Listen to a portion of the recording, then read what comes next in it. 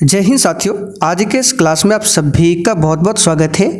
तो साथियों, जैसे कि बिहार पुलिस का जो एग्ज़ाम डेट है वो फाइनली आ चुका है। आप सभी को पता चल ही गया होगा 13 जुलाई से आपका बिहार पुलिस का एग्ज़ाम स्टार्ट होने वाला है। तो साथियों, आपके पास बहुत ही कम दिनों का समय बचा हुआ है, इसलिए अब आप लोग क्वेश्चंस को रटिए मत, क्वेश्चंस का प्रैक्टिस कीजिए। जितना ज़्यादा हो सके अभी अधिक से अधिक प्रैक्टिस सेट को लगाइए। तो साथियों, आज हम लोग क्लास में 21 अगस्त 2024 के पेपर को कवर करेंगे, जिसमें जीके, साइंस, मैथ्स और हिंदी व्याकरण के टोटल 50 सिलेक्टेड प्रश्नों को सॉल्व कराने वाले हैं। तो आप लोग पूरा क्लास को ध्यान से देखिएगा और 50 में कितने क्वेश्चन सही कर पाते हैं ये आपको सेशन के लास्ट में कमेंट करके बताना है। साथियों, जिनको भी ये बिहार पुलिस का बैच ज्वाइन करना हो आप लोग ज्वाइन कर सकते हैं। इस बैच के बारे में क्लास के लास्ट में आपको डिटेल्स में बताया जाएगा। फिलहाल ये हमारा व्हाट्सअप नंबर है, बैच के बारे में डिटेल्स में जानना हो तो डायरेक्ट मैसेज कर सकते हैं। तो चलिए इसी के साथ आज के सेट को स्टार्ट करते हैं। तो साथियों, आज का पहला क्वेश्चन देखिए, सांभर झील किस राज्य में स्थित है? गुजरात, महाराष्ट्र, राजस्थान या फिर डी उत्तर प्रदेश। चलिए क्वेश्चन नंबर 1 के लिए आप लोग आंसर बताइए। और साथियों, प्रत्येक स्टूडेंट को नीचे लाइव चैट में या फिर कमेंट बॉक्स में अपना अपना आंसर जरूर करना है, जिससे कि आप सभी का प्रॉपर तरीके से रिवीजन भी हो सके। तो सांभर झील की बात करें, ये कहाँ पर है? तो राजस्थान में स्थित है। तो जो भी बच्चे ऑप्शन सी बता रहे हैं उसका बिल्कुल सही जवाब है, राजस्थान में स्थित है। सांभर झील की बात करें, ये भारत की सबसे बड़ी खारे पानी की झीलों में से एक है सांभर झील। और ये कहाँ पर है? तो ये झील जयपुर से लगभग 80 किलोमीटर की दूरी पर स्थित है, राजस्थान में। दूसरा क्वेश्चन देखिए, NH44 किसको जोड़ती है? चलिए क्वेश्चन नंबर 2 के लिए आप लोग आंसर बताइए। और साथियों, बिहार पुलिस एग्जाम के लिए अगर आपको इंपॉर्टेंट नोट्स और 2024 का 1 लाइनर क्वेश्चन बैंक चाहिए तो ये हमारा व्हाट्सएप नंबर है, इस पर मैसेज करके बता सकते हैं। साथियों, आपके एग्जाम में अब ज़्यादा दिनों का समय नहीं बचा हुआ है, इसलिए आप लोग सही से तैयारी कीजिए और जितना हो सके अधिक से अधिक प्रैक्टिस सेट लगाइए। तो NH44 जो है ये किसको जोड़ती है? तो इसका सही जवाब है श्रीनगर से कन्याकुमारी। अब यहाँ से क्वेश्चन क्या बन सकता है? NH44 जो है ये भारत का सबसे लंबा राष्ट्रीय राजमार्ग है। इसकी लंबाई पूछा जा सकता है तो 3745 किलोमीटर NH44 की लंबाई है। और ये टोटल कितने राज्यों से होकर गुजरती है ये भी क्वेश्चन पूछा जाता है। तो टोटल 11 राज्यों से होकर गुजरती है NH44। तो यहाँ पर आंसर क्या होगा? श्रीनगर से कन्याकुमारी। साथियों, यहाँ पर आप लोग देख सकते हैं 2024 क्वेश्चन बैंक का सेट 2 एप्लीकेशन पर अपलोड हो गया है। साथियों, बिल्कुल इसी प्रकार से फुल डिस्कशन के साथ आपको 2024 का क्वेश्चन बैंक दिया जाएगा। और इसी प्रकार से स्पेशल बिहार जीके का नोट्स और साथ में क्लास में हम आपको जो भी एक्स्ट्रा क्वेश्चन बताते हैं वो पूरा नोट्स आपको मिलेगा। ये सब कहाँ पर मिलेगा? तो एप्लीकेशन पर। यह हमारा व्हाट्सअप नंबर है, इस पर मैसेज करके कोर्स के बारे में अधिक जानकारी प्राप्त कर सकते हैं। अगला क्वेश्चन देखिए, विश्व जनसंख्या दिवस कब मनाया जाता है? और देखिए साथियों, क्वेश्चन से ज़्यादा आपको फोकस करना है एक्स्ट्रा फैक्ट पर। हम आपको क्वेश्चन के साथ जो भी एक्स्ट्रा क्वेश्चन बताते हैं उसको आपको ध्यान से सुनना है और आपको लिखने की ज़रूरत नहीं है। ये सब एक्स्ट्रा क्वेश्चन आपको मिल जाएगा एप्लीकेशन पर। तो विश्व जनसंख्या दिवस ये मनाया जाता है 11 जुलाई को। अच्छा, पहली बार कब मनाया गया था? तो 1989 में विश्व जनसंख्या दिवस पहली बार मनाया गया था। अगला क्वेश्चन, दलाई लामा भारत कब आए थे?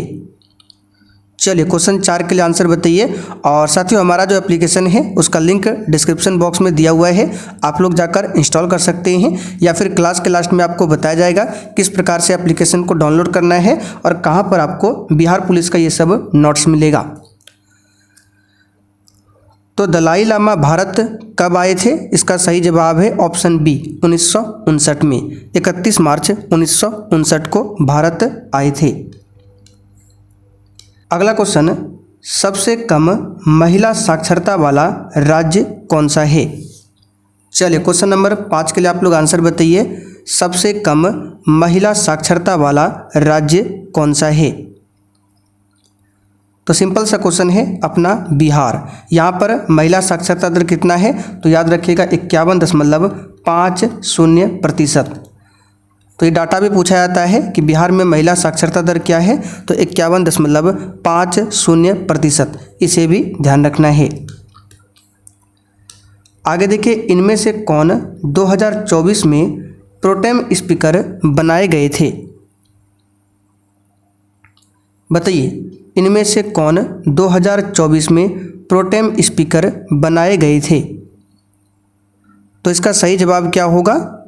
चलिए, इसका सही जवाब है भर्तृहरि मेहताब को बनाया गया था 2024 में प्रोटेम स्पीकर। अच्छा, वर्तमान में लोकसभा के स्पीकर कौन है? ओम बिड़ला। आगे देखिए, सबसे ज़्यादा गरीब राज्य कौन सा है? साथियों, सेशन के लास्ट में आप सभी को कमेंट करके अपना अपना स्कोर बताना है कि आपने कितने क्वेश्चन आज सही किए हैं। तो सबसे ज़्यादा गरीब राज्य अपना बिहार ही है, बी ऑप्शन यहाँ पर आपका सही है। चलिए आगे देखिए, निम्न में से कौन सा शरीर का अंग ग्रोथ शरीर के तापमान के नियमन के लिए उत्तरदायी है?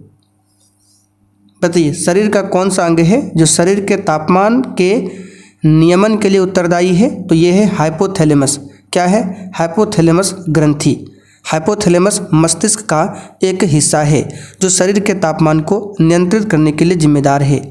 तो यहाँ पर आंसर क्या होगा? A option. इनमें से कौन कालिदास द्वारा लिखित रचना नहीं है?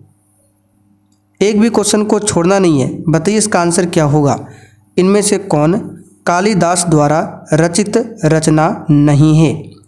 तो इसका सही जवाब है गीता। ठीक है, गीता जो है कालिदास के द्वारा नहीं लिखा गया है।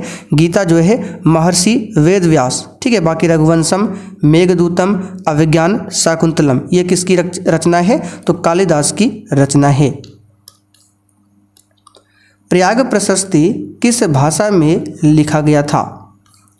ये सब क्वेश्चन हम आपको प्रैक्टिस सेट में करा चुके हैं। क्लास टाइमिंग नोट कर लीजिए। एक क्लास आपको शाम में 7:30 बजे अटेंड करने हैं, दूसरा रात में 8 बजे।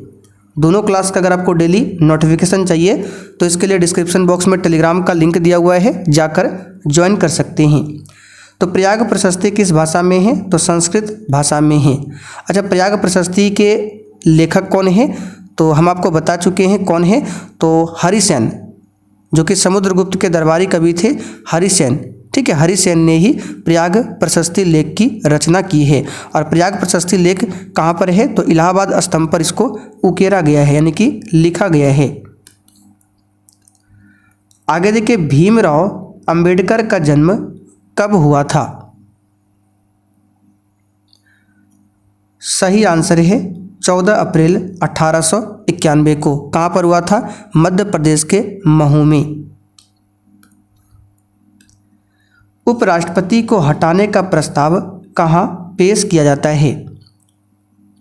और साथियों, जितना जल्दी हो सकता है आप लोग बैच को फटाफट से ज्वाइन कर लीजिए, अभी ऑफर चल रहा है। तो उपराष्ट्रपति को हटाने का प्रस्ताव कहाँ पर पेश किया जाता है? तो पॉलिटी क्लास में हमने आपको बताया था, राज्यसभा में। क्योंकि उपराष्ट्रपति जो है राज्यसभा का पदन सभापति होता है, तो हटाने का प्रस्ताव भी राज्यसभा में ही पेश किया जाता है। उपराष्ट्रपति पद के बारे में आर्टिकल 63 में बताया गया है। कोशिका का सिद्धांत किसने दिया था?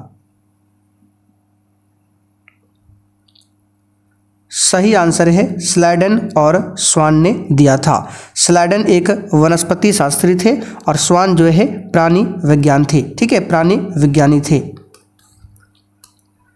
राज्य चुनाव आयोग का उल्लेख संविधान के किस अनुच्छेद में किया गया है?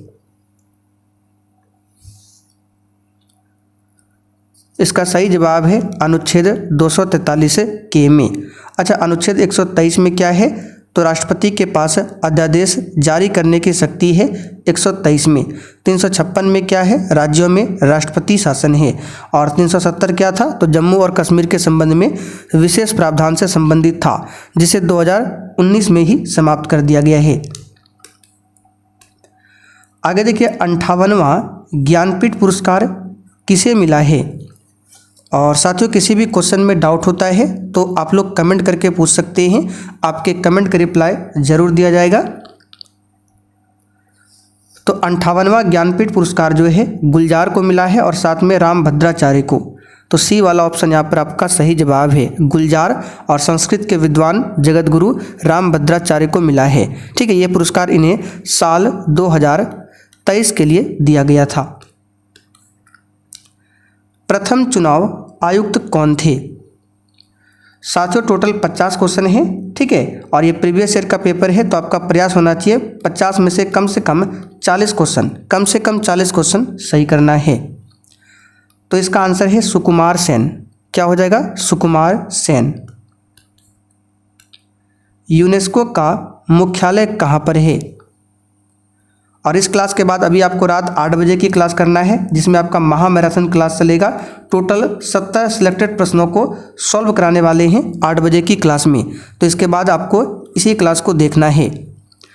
तो यूनेस्को का मुख्यालय कहाँ पर है? इसका सही जवाब है फ्रांस की राजधानी पेरिस में यूनेस्को का मुख्यालय है। यूनेस्को की स्थापना 1945 में किया गया था। इसमें टोटल 193 सदस्य देश है। मेक इन इंडिया की शुरुआत कब हुई थी?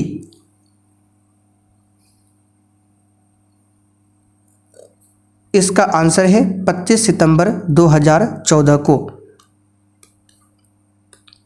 सेक ए इंटू 1 माइनस साइन ए इंटू सेक ए प्लस टेन ए का मान बताना है। ये मैथ्स का क्वेश्चन है, क्लास 10th का क्वेश्चन है, बताइए।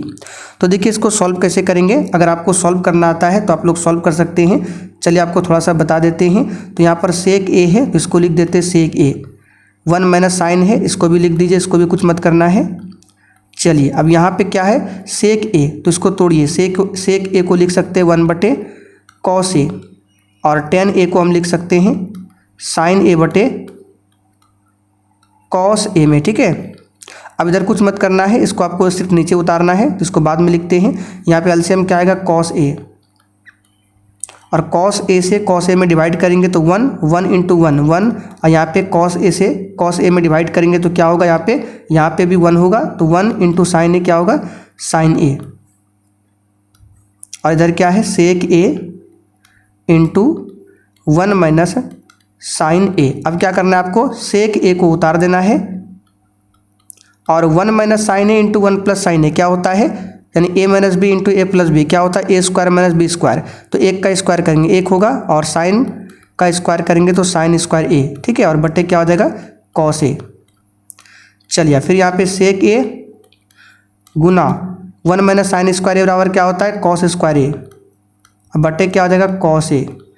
तो यहाँ पे कॉस ए से एक कॉस ए कट जाएगा, ऊपर में 2 कॉस ए है तो एक बचेगा। तो सेक ए इंटू कॉस ए बराबर क्या होता है? फॉर्मूला 1 होता है।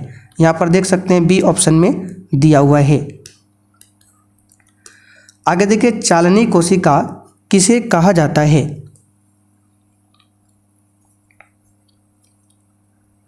तो साथियों चालनी कोशिकाएं पौधों में पाई जाने वाली विशेष कोशिकाएं हैं जो एपिडर्मिस नामक उत्तक में मौजूद होती है। किसमें? एपिडर्मिस नामक उत्तक में मौजूद होती है। अब एपिडर्मिस क्या है? तो पौधों की सुरक्षात्मक बाहरी परत है एपिडर्मिस। पृथ्वी का प्लायन वेग कितना होता है? तो कई बार बता चुके हैं, कल भी हमने आपको बताया था पृथ्वी का प्लायन वेग और चंद्रमा का प्लायन वेग। आप लोग कमेंट करके बताइए चंद्रमा का प्लायन वेग कितना है। 0 से 50 के बीच की विषम संख्याओं का योगफल क्या है? अब देखिए इस क्वेश्चन को हम 2 तरीके से बना सकते हैं। पहला स्टेप थोड़ा सा लॉन्ग हो जाएगा, एपी से अगर हम बनाते हैं तो एसएन निकालना पड़ेगा, वो लंबा प्रोसेस है। शॉर्ट में कैसे करेंगे? तो 0 से 50 के बीच विषम संख्या लिखना है। तो शुरुआत में क्या होगा? 0 तो होगा नहीं, 1 होगा, इसके बाद क्या होगा? 3 होगा। ठीक है, फिर ऐसे लास्ट में 50 के बीच, तो 50 तो सम है, उससे पहले 49, ये क्या है? विषम। अब आपको कुछ नहीं करना है, लास्ट में जो आया उसको लिखिए और इसमें 1 को जोड़ दीजिए और बटे 2 करके स्क्वायर लगा दीजिए, आपका आंसर आ जाएगा। तो 49 और 1 50, 50 बटे 2 यानी 25, और 25 का स्क्वायर करेंगे तो क्या होगा? 625। यहाँ पर देख सकते हैं बी ऑप्शन में दिया हुआ है। नवरत्न कौन सा समास है? बताइए नवरत्न में कौन सा समास है? तो यहां पर इस क्वेश्चन का आंसर हो जाएगा द्विगु समास है। समान नागरिक संहिता का उल्लेख भारतीय संविधान के किस अनुच्छेद में है? साथियों जो भी क्वेश्चन बताएंगे फुल डिस्कशन के साथ में, बताने का तो और भी बहुत सारा चीज़ है लेकिन उतना डिस्कस नहीं करेंगे, ठीक है, वीडियो बहुत ज़्यादा लंबा हो जाएगा। तो ये आर्टिकल 44 कई बार बता चुके हैं, ये डीपीएसपी के अंतर्गत में आता है। आर्टिकल 44 प्राण एवं दैहिक किस अनुच्छेद में स्वतंत्रता संविधान की उल्लेखित है?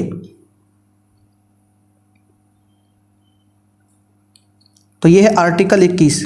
किस में है? आर्टिकल 21 में है। अनुच्छेद 21 के तहत हर नागरिक को जीवन जीने और निजी स्वतंत्रता का अधिकार मिलता है। निर्वात में प्रकाश की चाल कितनी होती है? चलिए बताइए, निर्वात में प्रकाश की चाल कितनी होती है? इसका सही जवाब है 3 गुना 10 पर पावर 8 मीटर प्रति सेकंड। प्रकाश की गति 1 सेकंड की बात करें तो 1 सेकंड में लगभग 3 लाख किलोमीटर है, ठीक है, 1 सेकंड में 3 लाख किलोमीटर। इसी को शॉर्ट में लिखते हैं 3 × 10⁸ मीटर प्रति सेकंड। 1942 में हजारीबाग जेल से कौन भागा था?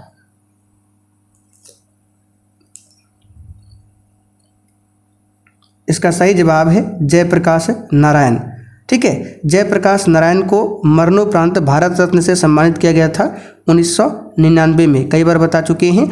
और जयप्रकाश नारायण को मैग्सेसे पुरस्कार से कब सम्मानित किया गया था? तो 1965 में, ठीक है। सार्वजनिक सेवा के लिए इनको मैग्सेसे पुरस्कार से सम्मानित किया गया था 1965 में। विश्व का सबसे बड़ा पशु मेला कौन सा है? तो सिंपल सा क्वेश्चन है, सोनपुर मेला। ये मेला बिहार में गंगा और गंडक नदियों के संगम पर लगता है। कब लगता है पूछा जाता है तो कार्तिक पूर्णिमा के दिन ये शुरू होता है और लगभग 1 महीने तक चलता है। भीम बांध अभयारण्य किस डिस्ट्रिक्ट में है? तो पहले भी बता चुके हैं और स्पेशल बिहार जीके का नोट्स जो दिए हैं उसमें ये सब क्वेश्चन है। तो भीम बांध अभयारण्य मुंगेर जिला में है। कहाँ पर है? मुंगेर में। 1975 के आपातकाल के दौरान बिहार का राज्यपाल कौन था?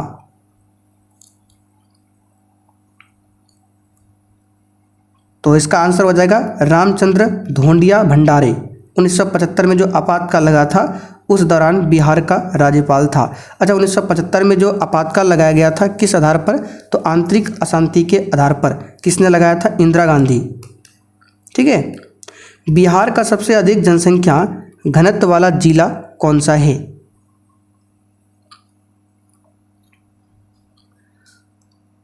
तो 2011 की जनगणना के अनुसार बिहार का सबसे अधिक जनसंख्या वाला नहीं, जनसंख्या घनत्व वाला जिला शिवहर है। ध्यान दीजिए, जनसंख्या नहीं है, जनसंख्या घनत्व है, तो ये हो जाएगा शिवहर, जहाँ पर प्रति वर्ग किलोमीटर में 1880 व्यक्ति रहते हैं शिवहर में। चलिए फिर से मैथ का क्वेश्चन। एक 2 अंकों की संख्या 30 से कम है, अंकों का योगफल 7 और गुणनफल 10 है, तो संख्या क्या है? देखिए इस क्वेश्चन को हम ऑप्शन के हिसाब से सॉल्व करेंगे। 2 अंकों की संख्या 30 से कम है, तो चारों ऑप्शन में संख्या 30 से कम है, ठीक है। अब आगे बढ़ते हैं। अंकों का योगफल 7 है, तो देखिए किस किस ऑप्शन में अंकों का योगफल 7 हो रहा है? 6 1 7, ये सही है। 4 2 6, ये तो आंसर होगा नहीं। 5 2 7, इसमें भी 7 हो रहा है। 8 2 10, ये भी नहीं होगा। तो ए और सी दोनों में से कोई एक हो सकता है। अब कैसे पता करेंगे? तो गुणनफल 10 बताया गया है, तो 6 गुना 1 करेंगे तो 10 नहीं हो रहा है, लेकिन यहाँ पे 5 गुना 2 करेंगे तो 10 हो रहा है और जोड़ने पे 7 हो रहा है। तो ये कंडीशन यहाँ पे सेट हो रहा है, ठीक है। ये वाला ऑप्शन जो है कंडीशन के हिसाब से सेट हो रहा है, तो आंसर हमारा क्या होगा? C option. देखिए फिर से मैथ का क्वेश्चन। 2 संख्याओं का महत्तम समावर्तक HCF कितना है? 16, और लघुत्तम समावर्तक 672, यानी कि LCM कितना दिया है? 672। एक संख्या a बराबर दिया है 112, तो b का मान निकालना है। तो एक फॉर्मूला क्या होता है? पहली संख्या गुना दूसरी संख्या बराबर होता है HCF गुना LCM। ये एक फॉर्मूला है, इसको ध्यान रखना है। पहली संख्या a है, दूसरी संख्या b मान लिया, तो पहली संख्या गुना दूसरी संख्या बराबर क्या होता है? HCF गुना LCM। तो पहली संख्या 112 है, दूसरी संख्या निकालना है, HCF 16 है, LCM 672 है। अब इसको सॉल्व करना है तो 4 चौकी 16 और ये 4 से कटेगा 4 दूनी 8 3 32 4 8 32 ठीक है। फिर 4 7 28 7 और 7 से काटना 672 को तो कितना बार में जाएगा 7 63 ठीक है। उसके बाद बचा 4 2 42 6 96। इसका आंसर देख सकते हैं ए ऑप्शन में यहाँ पर दिया हुआ है 96। इलेक्ट्रॉन की खोज किसने किया था? तो ये किया था जे थॉमसन ने ठीक है, जे थॉमसन ने। जापान पर परमाणु बम किसने गिराया था? साथियों सेशन के लास्ट में बिल्कुल ईमानदारी पूर्वक अपना अपना स्कोर देना है। तो ये गिराया गया था अमेरिका के द्वारा ठीक है, अमेरिका के द्वारा गिराया गया था द्वितीय विश्व युद्ध के दौरान। अच्छा एक क्वेश्चन यहाँ से बन सकता है कि द्वितीय विश्व युद्ध में टोटल लगभग कितने देशों ने भाग लिया था? तो लगभग 61 देशों ने भाग लिया था द्वितीय विश्व युद्ध में। न्यूनतम लिंगानुपात वाला राज्य कौन सा है? तो न्यूनतम में हरियाणा आगे है ठीक है। यहाँ पर 2011 की जनगणना के अनुसार लिंगानुपात 877 था और केंद्र शासित प्रदेश में सबसे कम लिंगानुपात कौन सा हो जाएगा? कहाँ का? तो दमन और दीव का। कितना? तो 618। ये सब डाटा आपको ध्यान रखना एग्जाम में आता है। बाल गंगाधर तिलक का जन्म कब हुआ था? देखिए क्वेश्चन पूछा गया है ना, इसलिए हम आपको बताते हैं सुभाष चंद्र बोस का जन्म, अंबेडकर जी का जन्म, बाल गंगाधर तिलक का जन्म आपको ध्यान रखना है, महात्मा गांधी का जन्म। तो बाल गंगाधर तिलक का जन्म 23 जुलाई 1856 को हुआ था महाराष्ट्र के रत्नागिरी में। कहाँ पर? महाराष्ट्र के रत्नागिरी में। और यहाँ पर देख सकते हैं 14 अप्रैल 1891 है, ये बाबा साहेब अंबेडकर जी का जन्म है। तृतीय बौद्ध संगति की अध्यक्षता किसने किया था? वन लाइनर नोट्स में चारों बौद्ध संगतियों के बारे में नोट्स बनाकर दे चुके हैं। किसकी अध्यक्षता किसने किया, कौन सा अधिवेशन कब हुआ, ये सब आपको दे चुके हैं। तो तीसरा वाला हुआ था मोगली पुत्र तिस्य की अध्यक्षता में। बी ऑप्शन यहाँ पर आपका सही जवाब है। मोगली पुत्र तिस्य की बात करें तो एक बौद्ध भिक्षु और विद्वान थे। अच्छा तीसरा जो बौद्ध संगति हुआ था किसके समय में? तो अशोक के समय में 250 ईसा पूर्व में हुआ था पाटलिपुत्र में। कहाँ पर? पाटलिपुत्र में। राष्ट्रपति पर महाभियोग प्रक्रिया किस अनुच्छेद में है? ये सब क्वेश्चन कुछ नहीं है, बार बार बता चुके, आर्टिकल 61। बंगाल विभाजन किसके समय में हुआ था? बताइए। तो 1905 में हुआ था करजन के समय में ठीक है, करजन के समय में, और 1911 में रद्द कर दिया गया था। इनमें से कौन सा टाइगर रिजर्व बिहार में है? चलिए इसका आंसर बता रहे वाल्मीकि टाइगर रिजर्व, बिल्कुल सही है। कहाँ पर है? बिहार के पश्चिमी चंपारण में। इनमें से कौन सा सोडियम नाइट्रेट का सूत्र है?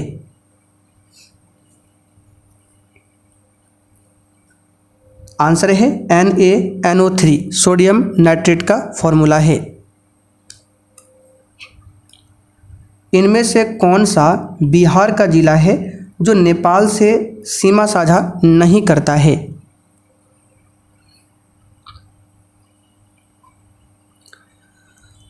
तो देखिए बिहार के टोटल कितने ज़िले हैं जो नेपाल के साथ सीमा साझा करता है? तो वो है आपका पश्चिमी चंपारण एक, दूसरा हो जाएगा आपका पूर्वी चंपारण ठीक है, तीसरा सीतामढ़ी, चौथा मधुबनी, पांचवा सुपौल, छठा अररिया, सातवां किशनगंज।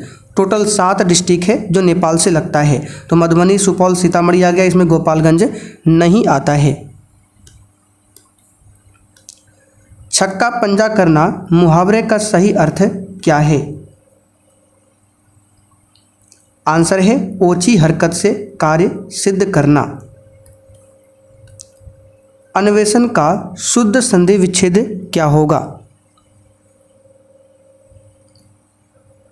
चलिए सही जवाब है अनुधन-एसन। यहाँ पर देख सकते हैं इसी प्रकार से इसका संधि विच्छेद होगा। और ये किस संधि का उदाहरण है? तो अन्वेषण जो है ये आपका यन संधि का उदाहरण है, यन संधि। फायान किसके समय भारत आया था? अच्छा, यन संधि कैसे पहचानेंगे, आइए आपको थोड़ा सा बता देते हैं। तो देखिए, शब्द के बीच में अगर आपको या मिल जाए या र मिल जाए, ठीक है, या व, और इसके साथ में कोई अधूरा शब्द मिल जाए तो वो होता है यन संधि। जैसे यहाँ पे लिखते हैं प्रत्येक, तो बीच में देखिए क्या है, यह है, इसके साथ में अधूरा है त, आधा त, ये क्या है, यन संधि है।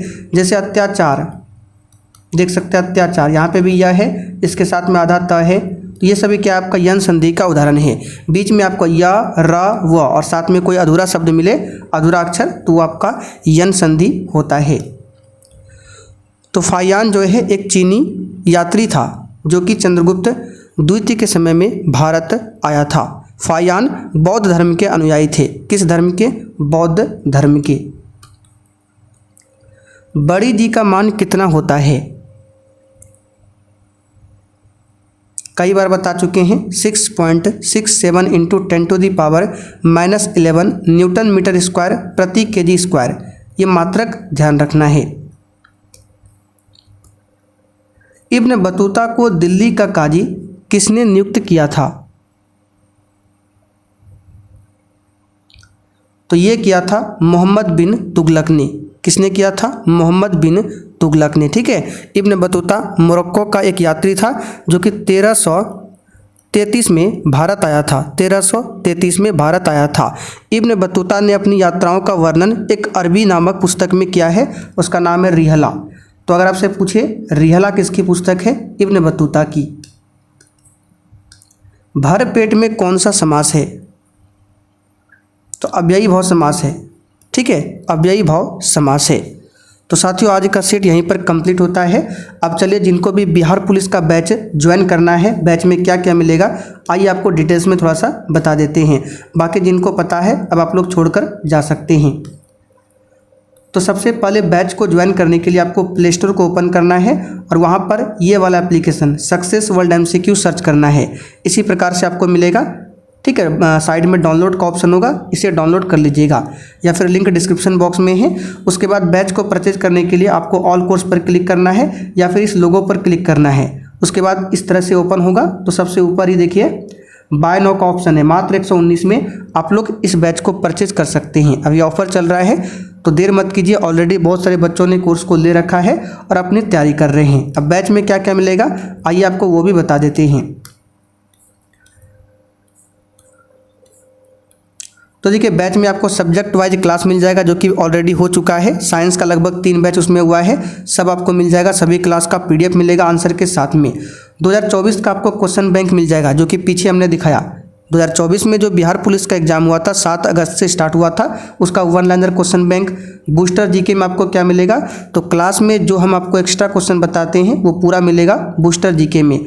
इंपॉर्टेंट शॉर्ट नोट्स मिल जाएगा सब्जेक्ट वाइज, जहां से बिहार पुलिस के एग्जाम में डायरेक्ट क्वेश्चन पूछे जाते हैं। स्पेशल बिहार GK का नोट्स दिया जा रहा है। सब्जेक्ट वाइज क्लास तो आपको मिलेगा ही, वहां पर है, जाकर कवर कर सकती हैं। तो आप लोग देर मत कीजिए, ये WhatsApp नंबर है, कुछ भी पूछना हो तो मैसेज करके जानकारी प्राप्त कर सकते हैं।